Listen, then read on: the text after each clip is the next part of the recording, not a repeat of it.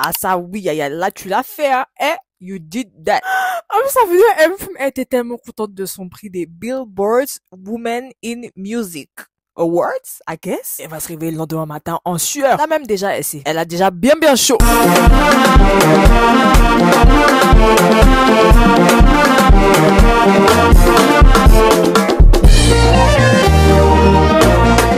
Blackpink, on dit le N-word, plus précisément. Je dis ça en mode c'est une good news. Non, plus sérieusement, hier, un employé de YG Entertainment, qui est donc l'agence de Blackpink, a décidé de faire fuiter des vidéos de Blackpink disant le N-word, et parmi ces vidéos, il y avait d'autres contenus de Blackpink quand elles étaient trainees. Et les membres plus précisément qui disaient le N-word étaient Jennie, Lisa et Rosé. Donc là, techniquement, il n'y a que Jisoo où on n'a pas eu de vidéo d'elle en train de dire le N-word.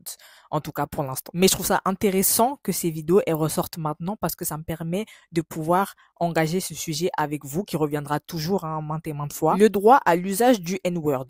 Et je m'exprimais qu'une seule fois dessus parce que je trouve que, en fait, on est dans un cycle. Le N-word est associé au racisme que l'on subit toujours et qu'ont subi les Noirs. Racisme, hein, on le rappelle, c'est l'idéologie de la hiérarchisation des races. Créée par les Mundels. Moi, je dis, voilà, c'est les Mundels. Je vais pas dire ici, voilà, parce que j'ai pas envie de me faire striker. Et en fait, c'est intéressant que ce soit Blackpink parce qu'il y aura plus de personnes qui vont entendre, j'espère. Écoutez pour le mieux. Et donc, il faut savoir que ce terme, au sein de la communauté noire, bah, c'est grand. On a plusieurs histoires dans la communauté noire, mais on est quand même la communauté noire. C'est ce que je tiens à vous dire. Il faut qu'on soit soudés. Il faut que vous sachiez qu'en tant qu'être humain, on a tous un paradigme différent. Définition simple du paradigme, c'est-à-dire qu'en fonction d'où l'on vient et des méthodes qu'on nous a enseignées et des valeurs et des principes qu'on a, on aura tous une approche particulière pour comprendre et expliquer un phénomène. Merci Google. Mais c'est ce que je voulais dire aussi. Donc voilà, on est twins. Et je trouve que ça illustre bien le débat de est-ce qu'on doit utiliser le N-word ou pas dans l'usage, dans le sens où je sais qu'aux Antilles, les Noirs en tout cas, ils utilisent beaucoup le N-word parce que pour eux, d'où ils viennent, c'est pas injurieux. Et ça, la communauté noire, elle doit le comprendre. On doit comprendre nos paradigmes pour être plus soudés. Maintenant, en ce qui concerne le paradigme des Afro-Américains, faut savoir que les Afro-Américains, ce sont des esclaves qui ont été déportés. Du coup, ils savent pas d'où ils viennent en Afrique. Ils ont pas de culture. Miskina, les pauvres. Miskine, les pauvres, là. Mais du coup, on peut voir qu'à travers l'histoire, ils se sont créés leur propre culture, la culture afro-américaine. Et c'est pour ça que vous allez voir de nombreux Américains se définir comme noirs, mais pas africains. Et ça aussi, il faut le respecter. Parce qu'ils ont le droit de dire qu'ils sont pas africains. Ils savent pas d'où ils viennent. Ils connaissent aucun pays d'Afrique. Bon, après ça, c'est les Américains, est-ce qu'ils sont forts en géographie? Mais bref, ça, c'était l'aparté. Mais pour en revenir aux faits, de base, ils ont pratiquement aucun savoir sur notre culture. Ils savent pas comment nous on vit. Nous, enfants avec des origines ethniques africaines, la diaspora. Là, vous allez me dire, non, mais c'est quand qu'elle parle de Blackpink? Attendez, c'est important de suivre ça. C'est un gros point que vous devez écouter pour pouvoir suivre et comprendre le déroulement de l'histoire. Donc, de ce fait, les Afro-Américains, ils sont très communautaires. Et en ce qui concerne le problème du N-word et tout, ils ont jamais blagué avec ça. C'est depuis longtemps que les Américains, en tout cas, savent qu'il ne faut pas dire le N-word. Il y a eu énormément de sensibilisation à ça, par exemple, dans les films. Est-ce que vous connaissez FBI, Fausse Blonde Infiltrée, aussi connu sous le nom de White Chicks en anglais? Et bah, ça a été tourné en dérision.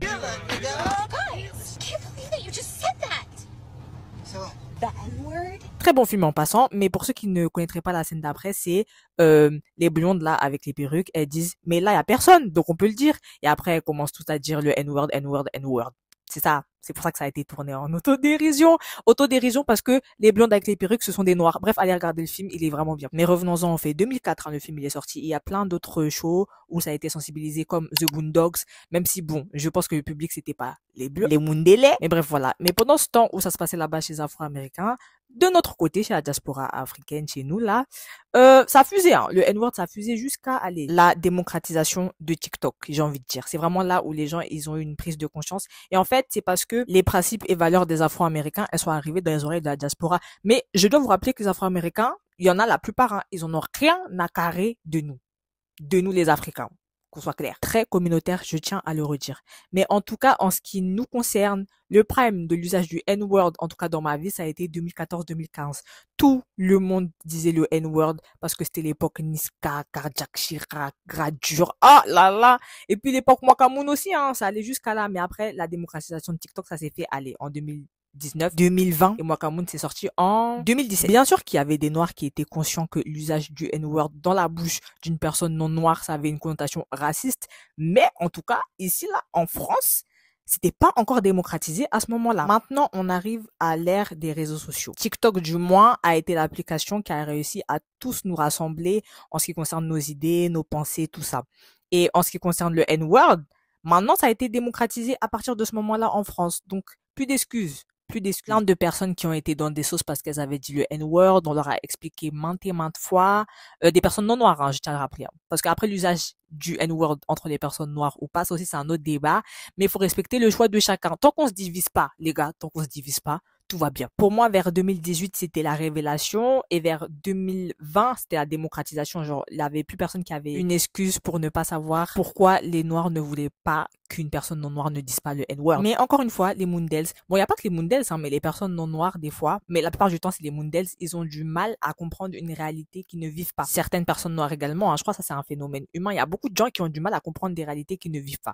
Mais bon, la plupart du temps, c'est les Moondels. D'où le terme racisme anti. Moondels, que je trouve très contradictoire. Ça se voit que c'est un mot qui a été inventé en 2018. Comment ça, racisme anti? Moondels! Le racisme, c'est déjà l'idéologie de la hiérarchisation des races et du rejet d'une race, quoi. Donc, pourquoi rajouter le anti derrière? Faudrait dire envers. Les Moondels. Mais ils savent que c'est du n'importe quoi parce que là, c'est du français. Et comment ça, racisme envers les sachant que dans le racisme, ça implique aussi le racisme systémique qu'on voit au niveau des institutions, qu'on voit que nous, on aura toujours du mal en ce qui concerne le travail et tout. Le fait qu'on vive dans une société caucasiennement centrée et à cause de nos noms de famille et tout. Mais eux, ils auront jamais de mal. Il y a ça aussi. Mais bon, comme ils le vivent pas, pour eux, ça n'existe pas. À le rappeler, les Moondels, aucunement dans l'histoire, enfin dans leur idéologie de hiérarchisation des races, ils ont été en bas. C'est eux-mêmes qui ont créé ça. Mais eux-mêmes maintenant, ils veulent créer racisme anti-Moondels. Anti-Moondels parce qu'ils ont le syndrome du main character, du personnage principal. Tout ça pour dire que ça a finalement été démocratisé partout dans le monde, là j'imagine. Parce que toutes les personnes ayant un téléphone qui ne sont pas des marginaux de notre société, par marginaux j'entends vraiment un marginal où on sait pas où ils sont. On sait pas où ils sont, mais ils vivent dans leur société en tout cas. Mais bon, pour revenir au fait, toute personne ayant un téléphone et ayant TikTok, parce qu'on peut avoir un téléphone et ne pas avoir les réseaux, doit en entendre parler. Après, l'algorithme de chacun diffère, mais je sais que chaque communauté a déjà été mise dans une sauce pour une affaire de N-word. Et donc maintenant, après vous avoir fait ce point de vue de l'usage de ce mot qui diffère en fonction des parties de notre communauté noire, bon même si on n'est pas encore une communauté noire soudée, mais communauté noire, il y a plein d'autres points comme ça qui pourraient s'expliquer de cette manière. Mais bref, je pars du principe que maintenant, tout le monde est à peu près au courant de ça. En tout cas, du fait qu'il ne faut pas utiliser si vous n'êtes pas noir. Dans le sens où ça a une histoire derrière. Il y a beaucoup de gens qui ne connaissent pas l'histoire parce que les gens, si c'est pas leur réalité, ils vont pas aller s'intéresser à l'histoire. Il y a aussi des noirs aussi qui ne s'intéressent pas à leur propre histoire. Mais là, j'espère qu'avec cette vidéo, maintenant, vous aurez un CV solide quand il faudra vous expliquer pourquoi il faut pas utiliser ce mot. Bon, il y en a qui expliquent plus en profondeur que moi, mais moi, je vous offre un bagage à main.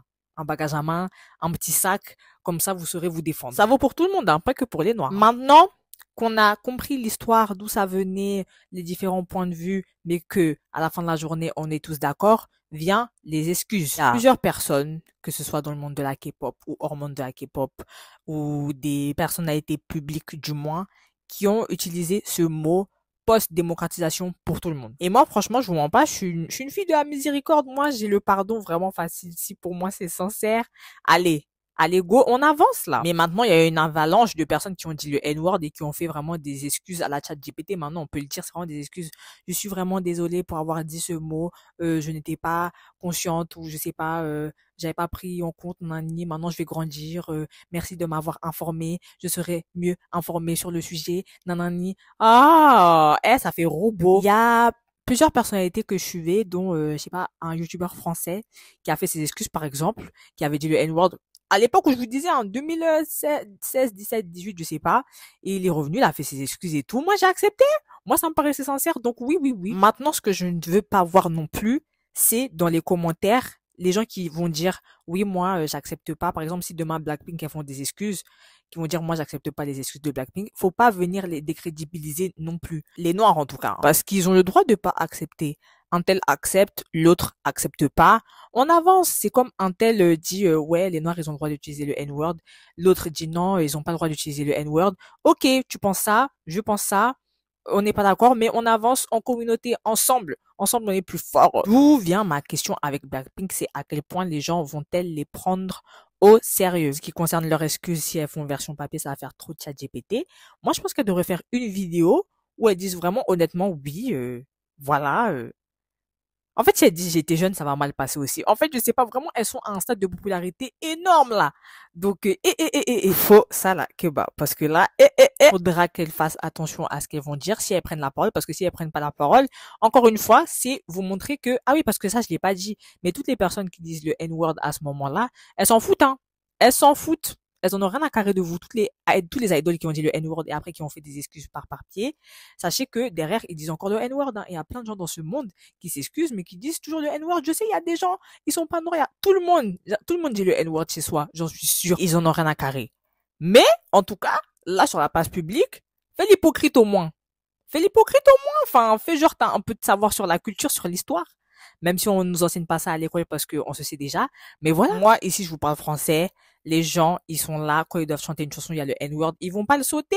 Ils vont pas le sauter parce que ça glisse dans la chanson. Ils vont grave le dire. Mais en public, ils vont pas le dire parce qu'ils vont faire, un peu de crari, un peu d'achoma. Et en ce qui concerne Blackpink, le fait étant que je sais pas si en Nouvelle-Zélande et en Australie, ce terme, il a été démocratisé tôt. Parce que s'il a été démocratisé tôt, c'est fini pour elle. Lisa, en Thaïlande, je sais pas non plus. Donc c'est ça en fait que les gens ils essayent de dire en mode ouais en plus elles ont vécu en Amérique ou je sais pas, mais la Nouvelle-Zélande c'est en Amérique depuis quand? On est d'accord, la Nouvelle-Zélande c'est la Nouvelle-Zélande, hein. C'est un pays en Océanie, comme l'Australie c'est un pays en Océanie. Mais en tout cas il y a des dires qui disent que Jennie aurait vécu en Amérique.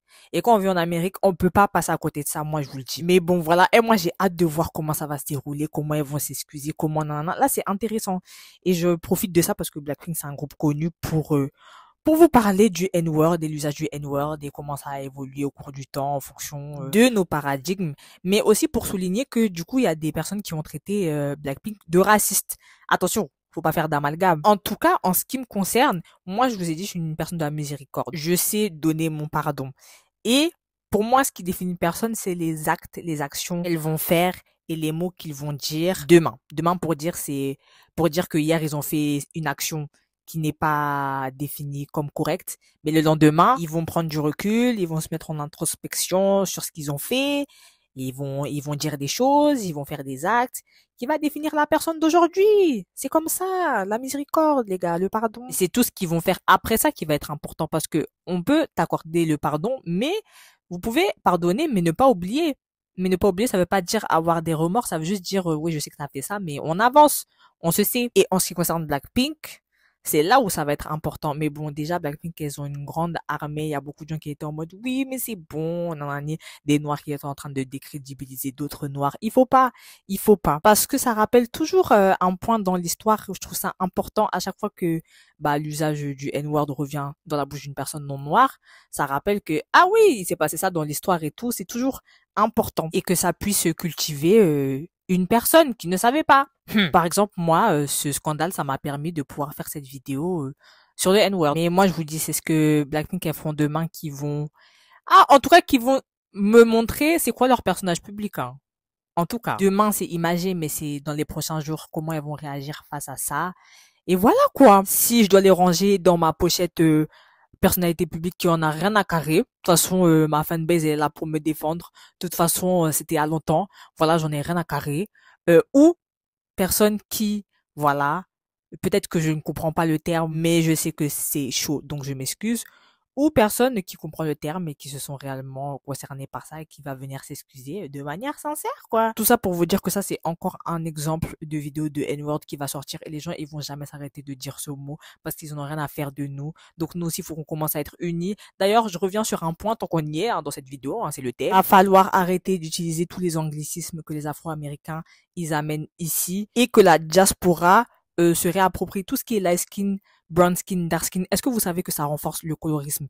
Parce que à quelle heure on vous a fait croire que nous les noirs on avait trois teintes de couleurs? Vous êtes fous quoi? Vous avez vu Fenty ou pas? Non mais c'est une dinguerie. En plus les Afro-Américains ils ont fait ça tout seuls. C'est pour ça des fois les Afro-Américains Allez, bref. Mais bon, non, on n'a pas 3 teintes de couleur et pour nous définir, il faut savoir que beaucoup d'entre nous, en ce qui concerne notre paradigme, on se définissait, à l'époque, mais même moi toujours, hein, clair ou plus foncé qu'eux. Parce que c'est ça la gradation de couleur. Je rêve. Je vous rappelle que pour tous les Afro-Américains, une personne qui a une goutte de sang noir est noire. Même si la personne, elle ressemble à une blanche et qu'elle est Sophia Richie, pour eux, Sophia Richie, c'est noir. C'est une noire. Zendaya, c'est noir. Même si nous, en France, avant, on avait l'habitude de dire métis, mais maintenant, on voulait plus dire ça. Zendaya, pour eux, c'est noir. C'est une light skin. Après, il y en a, ils vont dire, mais non, métis, c'est pas une couleur. Oh, on sait. On sait qu'il y a des métis. En tout cas, en France, on sait qu'il y a des métis qui se considèrent pas comme noirs, ni comme blancs. Et il y en a, ils font leur choix. Il y en a, ils se considèrent comme blancs. Il y en a qui se considèrent comme noirs. C'est pour ça qu'on dit métis, qu'on disait métis. On parle pas du métis, le mélange d'origine. Pareil, en ce qui concerne le fait que les Asiatiques du Sud, ce sont des noirs parce que à leur couleur de peau, eux aussi, ils sont mat. Vous savez que le noir, là, on parle de la construction sociale des personnes qu'on reconnaît comme noires. Et les Asiatiques du Sud, on les reconnaît pas comme noirs parce que dans la construction sociale, ils ont pas de traits de noir, ils ont pas l'histoire des noirs. Arrêtez ça. Et c'est ça, c'est encore à cause de l'anglicisme juste de l'anglicisme. Parce que brown, en anglais, ça représente la culture des Asiatiques du Sud. Desi culture. Ils se sont jamais associés à nous également. Qu'on soit clair. J'en profite pour tout dire là, parce que moi, je ne dirai qu'une seule fois. Il y a des trucs que je dis qu'une seule fois, parce que je sais que ça va se reproduire. Malheureusement, c'est la vie. Mais leçon en retirée, vous savez, moi, ce que j'en pense de la cancel culture. En ce qui concerne mon appréciation pour la musique, voilà, viande, hein. Je vous l'ai toujours dit, mon péché mignon, dissocier la musique de l'artiste, c'est dingue. Par contre, ce que vous pouvez faire aussi, c'est ne pas donner de clout à l'artiste, hein. Ça donne un coup. Et ça, je sais le faire. Donner du clout, ça veut dire donner de la visibilité. Et ça s'applique à beaucoup de choses dans la vie. Genre, à partir du moment où vous aurez compris ça, ne pas donner de la visibilité à quelqu'un, ça le fait s'arrêter d'ouvrir sa bouche, sa grande gorge. Si c'est des propos pas dangereux, hein, il y a des propos. Et là, c'est aggravant ce qui se passe dans le monde en ce moment. Mais bon, s'il y a une chose à retenir, c'est ne donnez pas du matériel à l'ennemi pour s'en servir, parce que à chaque fois que vous décrédibilisez un de vos compères sur la place publique, il y a un Mundels. Je dis Mundels parce que voilà, qui va venir prendre et qui va dire mais regardez lui là, le noir il a dit que c'était bon, donc c'est bon. Voilà. Et tant qu'on sera pas unis, pour moi. Moi, je vous autorise pas. Attention, hein, par décrédibilisation, j'entends pas que tous les noirs doivent être d'accord avec tout ce que les noirs font.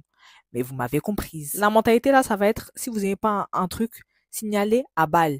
Pour voir si vraiment le signalement ça marche. Parce que des fois, moi, je signale des choses, j'ai l'impression que ça part pas.